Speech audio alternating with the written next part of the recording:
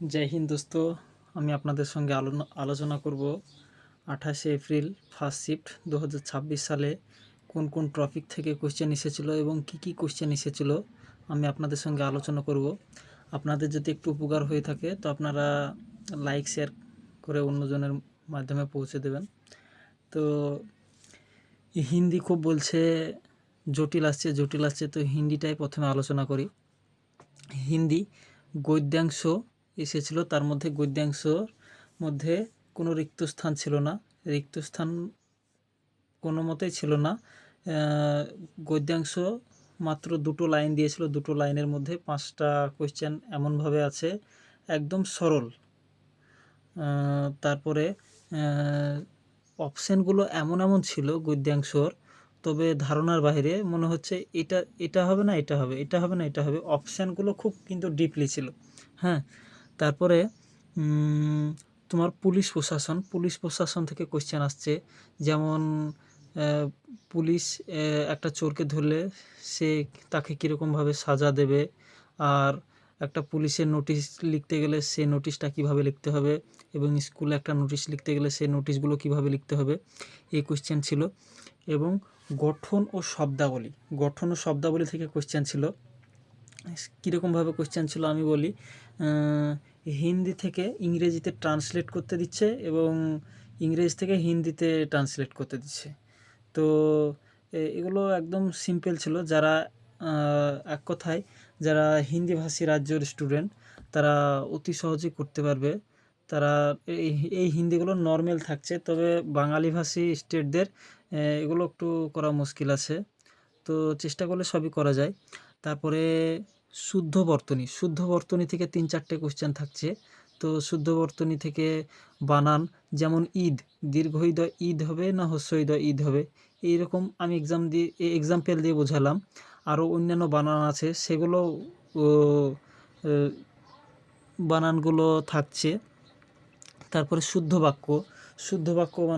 বাক্য বড় একটা বাক্য থাকছে, এর মধ্যে বলছে কোনটা ভুল আছে সেটাকে চয়েস করতে হবে।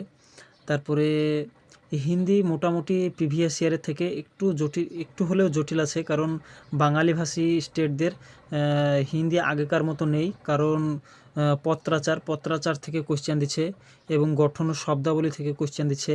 আগে যেরকম মহাবীরা, লোকোক্তিয়া, পর্যায়বাচী, বিলোম শব্দ এগুলো থেকে কোশ্চেন দিয়েছে, এখন সেই কোশ্চেনগুলো দিচ্ছে না। তবে চলো জিকে জিএসের কাছে যাওয়া যাক। তো সায়েন্স থেকে আমাকে একটা যেমন কোশ্চেন দিয়েছিল টেস্টোস্টেরন হরমোন থেকে।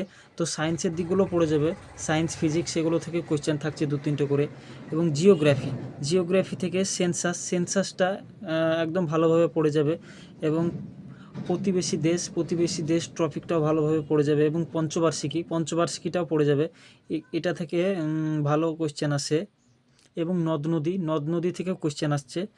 তারপরে চলো ইকোনমিক থেকে 2-3টে কোশ্চেন ছিল। এবং পলিটি থেকে 2-3টে কোশ্চেন ছিল। তোমার মৌলিক অধিকার 12 to 35 এগুলো খুব ইম্পর্টেন্ট, এগুলো দেখে যাবে। এবং তোমার সংবিধান সংশোধনী ইম্পর্টেন্ট সংবিধান সংশোধনী আছে, সেগুলো দেখে যাবে। এবং হিস্টোরি থেকে মৌর্য বংশ, গুপ্ত বংশ, সুলতানি বংশ, মোগল বংশ এগুলো সব দেখে যাবে। তারপর স্পোর্টস থেকে 2টো কোশ্চেন ছিল। এবং স্ট্যাটিক জিকেটা একটু ডিপলিভাবে দিচ্ছে। স্ট্যাটিক জিকেটা যেমন তোমার অমুক একটা নৃত্য, যেমন বিহু নৃত্য, এই নৃত্যতে কোন শাড়ি পরে নাচা হয়, এবং এই নৃত্যতে এই ঢোল বাজানো হয়, কোন লাকড়ি দিয়ে ঢোল বাজানো হয়, একটু ডিপলি দিচ্ছে, তবে এগুলো পড়লে পারা যাবে। এবং কারেন্ট অ্যাফেয়ার্সও তোমরা ভালোভাবে দেখে যাবে। কারেন্ট অ্যাফেয়ার্সও তোমার 3-4টে করে থাকছে, খেলাধুলা থেকে থাকছে এবং বাজেট থেকে থাকছে, এগুলো থেকে থাকছে, তোমরা এগুলো দেখে যাবে। তারপর চলো রিজনিংয়ে দেখা যাক। সিটিং অ্যারেঞ্জমেন্টটা নর্মাল দিলেও একটু টাইম টেকিং আছে। সিটিং অ্যারেঞ্জমেন্টটাতে একটু টাইম টেকিংয়ের ব্যাপার আছে, টাইমটা একটু বেশি লাগছে নর্মাল হলেও, তবে 2-3টে কোশ্চেন এখান থেকে পেয়ে যাবে, তবে টাইম টেকিংয়ের ব্যাপার আছে সিটিং অ্যারেঞ্জমেন্টটা। কোডিং ডিকোডিংয়ের মধ্যে প্রাইম নাম্বার, মৌলিক নাম্বার, যৌগিক নাম্বার এগুলো হিসেবে দিচ্ছে, এবং ABCD হিসেবে গঠন ও শব্দাবলী হিসেবে এগুলো দিচ্ছে। ABCD XYZ এই তিনটের মধ্যে কোনটা সঙ্গত হচ্ছে, নিচে 4টি অপশানের মধ্যে বিবৃতি চয়েস করো, এরকমভাবে দিচ্ছে। আর ক্যালেন্ডার থেকে 2-3টে কোয়েশ্চেন পাওয়া যাবে, তো ক্যালেন্ডারটা একটু ভালোভাবে প্র্যাকটিস করে যাবে। তারপর এমন একটা শব্দ দিচ্ছে, নতুন একটা রিজনিং, তো মানে একটা শব্দ থাকছে ইংলিশে, বলছে এই 4টে অপশানের মধ্যে কোনটা বানানো যাবে না, তো তোমরা অনায়াসে এটা ধরে বার করতে পারবে 4টে অপশানের মধ্যে কোনটা বানানো যাবে না। এবং তোমরা ক্লকটা দেখে যেতে পারো, ক্লক কোনো শিফটে আসছে আবার কোনো শিফটে আসছে না। এবং ইনকিউলিটি বলে একটা চ্যাপ্টার আছে প্রথম দিনের প্রথম শিফটে, সেদিন 3-4টে কোয়েশ্চেন দিয়েছিল ইনকিউলিটি থেকে, কিন্তু আমাদের পরের দিনে ইনকিউলিটি থেকে কোয়েশ্চেন দেয়নি। যদি তোমরা পারো তো এটা দেখে যেও, ভালো হবে। ক্লকটাও দেখে যেও, দেখে গেলে ভালো হবে। তো সিটিং অ্যারেঞ্জমেন্ট আগেকার তুলনায় বহুত পরিবর্তন হয়েছে। আগে তোমার কাঁচি দিয়ে কাগজ কাটা হতো, এটা এটার মধ্যে চয়েস করো এরকম কোয়েশ্চেন থাকতো। তারপর একটা তারা চিহ্ন থাকতো, তারা চিহ্ন থাকার পরে বলতো এটা ঘূর্ণন অনুমোদিত নয়, এটা কোথায় আছে। আগে ব্লাড রিলেশন দিত, ব্লাড রিলেশনও নেই, এখন কোনো শিফটে দিচ্ছে। তো সব রকমই দেখে যাওয়া ভালো, সমস্ত চ্যাপ্টারই দেখে যাবে। তারপরে চলো ম্যাথে যাওয়া যাক। সিম্পলিফিকেশন সহজ ছিল, ট্রিকি ছিল, ইজি ছিল, কিন্তু টাইম টেকিং ছিল। এতে রুটের মধ্যে দিচ্ছে এবং পয়েন্টের মধ্যে দিচ্ছে, একটু টাইম টেকিং আছে। তারপরে রেশিও অ্যান্ড প্রপোর্শন, অনুপাত সমানুপাত, এটা একদম ইজি ছিল। তো টাইম অ্যান্ড ওয়ার্ক এটাও ইজি ছিল। মেনসুরেশন থেকে 2-3টে কোয়েশ্চেন দিচ্ছে, তোমরা দেখে যেতে পারো।